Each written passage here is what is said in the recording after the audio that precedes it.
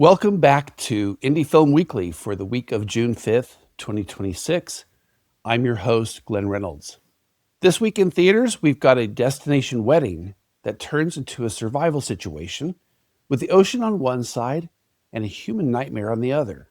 We've got a documentary that heads underground into caves, tunnels, and deep science labs to show how much of the world we never see. And we've got a romantic crime story where a young woman links up with a charming con man while searching for her estranged mother. Quick ask before we move on. If you can see one of these in a theater this weekend, please do. Indie films don't get a long runway, and opening weekend tickets are what keeps showtimes from evaporating. On demand, I've got a two-hander that's basically one long cab ride, and it still manages to surprise you. And for our classic, we're celebrating a 30th anniversary re-release that plays like a time capsule with a live wire inside it. Want the written version of these picks each week? I also publish the Indie Film Weekly newsletter. It's the same 5 films in a quick read. Sign up at newsletter.circusroadfilms.com. Let's dive in. Our first indie film in theaters this week is Chum, directed by Jonathan Zuck. It starts with a destination wedding in Malta that's supposed to be sun, vows, and a hangover you can laugh about on Monday. The newlyweds and their friends head out on a yacht excursion, and the first problem is a shark in the water. That would be enough for most people to call it a day, but the bigger problem is on the boat.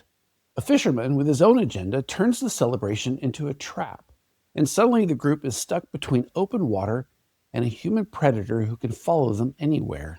The film plays with that awful vacation feeling. The moment you realize you're far from home, nobody is coming, and your cute itinerary has turned into a survival math problem. The couple's relationship gets stress tested in real time as secrets surface, loyalties shift, and the group starts making the kind of decisions you only make when adrenaline is driving. Alice Eve is the recognizable face here, and she brings the right mix of composure and panic as things escalate. And yes, the title becomes a dark joke very fast. If you like your thriller setups clean and your danger immediate, this one doesn't waste time. It's sharks, then it's people, and it keeps tightening until somebody runs out of options. Our second film in theaters this week is Underland. Directed by Rob Pettit, this documentary is inspired by Robert McFarlane's book and built around one irresistible premise. The world under our feet is a whole other planet. The film moves through caves, tunnels, labs, cenotes, and storm drains, following people who go below ground for very different reasons. You meet a Mexican archaeologist descending into a sacred Maya cenote. You meet a physicist working deep underground on dark matter research in a Canadian lab. You meet an urban explorer mapping hidden spaces in Las Vegas, including the storm drain world, where unhoused people live out of sight. The film links these places through the idea of deep time, the sense that the underground holds memory differently than the surface does. It's part science, part travelogue, part mood piece, with narration that leans poetic instead of journalistic. The strongest moments come when the film contrasts natural worlds, ancient, quiet, and different, with human-made ones, Cold War bunkers, utility tunnels, and spaces built to hide what we don't want to face. Visually, it's the kind of film that makes you sit up and lean in because the textures are unreal. It's not horror, but it does make the surface world feel suddenly flimsy. If you like docs that feel like an essay you can walk through, this one will scratch that itch. Our last indie film in theaters this week is Carolina Caroline. Directed by Adam Carter Raymeyer, it follows a young woman who links up with a charming con man on the run and winds up in a moving target of a life. Part romance, part crime spree, part search mission. Caroline isn't just looking for excitement. She's looking for her estranged mother, and the trip through the Southeast becomes a messy, impulsive attempt to find the person who disappeared from her life. The con man sells the dream of freedom, easy money, no rules, and a clean break from the past. The film keeps asking whether that dream is real or just a different kind of trap. What makes the setup fun is that the hustle is constant. They're always improvising, always talking their way into something, always trying to stay one step ahead of the consequences. There's also a romantic charge that's equal parts chemistry and bad judgment, which is the correct combination for this sort of story. Raymeyer has a good eye for the way a couple can feel like a private world even while they're leaving wreckage behind them. It doesn't moralize, it watches the choices and lets them land. If you like movies where the charm is real, but the danger is real too, this is a good Friday night pick. So in theaters this week, that's Chum, Underland, and Carolina Caroline. Our Spotlight Indie film on demand this week is Daddio.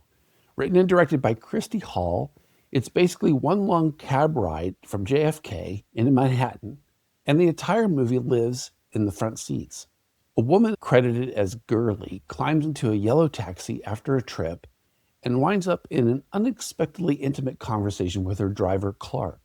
They talk about relationships, sex, loneliness, and the stories people tell to make their own choices feel less messy. Dakota Johnson plays Gurley with a guarded confidence that keeps cracking as the ride goes on. Sean Penn plays Clark as a guy who's seen enough of the city to think he's immune to surprise until he isn't. The hook is that nothing happens in the conventional sense, yet the power keeps shifting because questions become confessions and jokes become reveals. It's also a New York movie in a very specific way. The city is there as light, movement, traffic, and nighttime anonymity. But the real action is in faces, pauses, and the split decision to answer honestly. If you like talkie films that actually earn the talk, this is a great on-demand pick. You can rent it on Apple TV, Amazon Video, or Fandango at home. Our indie film classic this week is Trainspotting, celebrating its 30th anniversary. Directed by Danny Boyle, it follows Mark Renton, a young guy in Edinburgh who keeps trying to choose life and keeps getting dragged back toward heroin and the orbit of friends who normalize self-destruction. The film isn't a drug movie that stays in one mode. It's hilarious, disgusting, tender, and terrifying, sometimes in the same minute. Renton's crew is a rotating disaster, sweet, reckless, violent, and somehow loyal until loyalty stops being convenient. Ewan McGregor plays Renton with the exact mix of charm and self-loathing that makes you understand why he can talk himself into anything. Robert Carlyle shows up as Begbie, the kind of friend who turns every room into a hazard zone just by entering it. What still holds up is Boyle's energy and control. He makes addiction feel seductive, then immediately makes it feel like a trap you can't climb out of without losing pieces of yourself. The film also captures that early 20s panic, the fear that your life is already set and you didn't get a vote. This is a movie that plays even better with an audience because the laughs catch in your throat and you can feel the room reacting together. It's back in theaters in a new 4K restoration, and you can also rent it on YouTube. And that wraps it for the June 5th, 2026 edition of Indie Film Weekly. If you want to support the show, do the simple stuff. Subscribe so you don't miss next week. Share it with one friend who likes being early. Rate it because it helps the apps take the show seriously. Then leave a quick review. Even one sentence helps. Until next week, keep it curious, keep it brave, and keep it indie.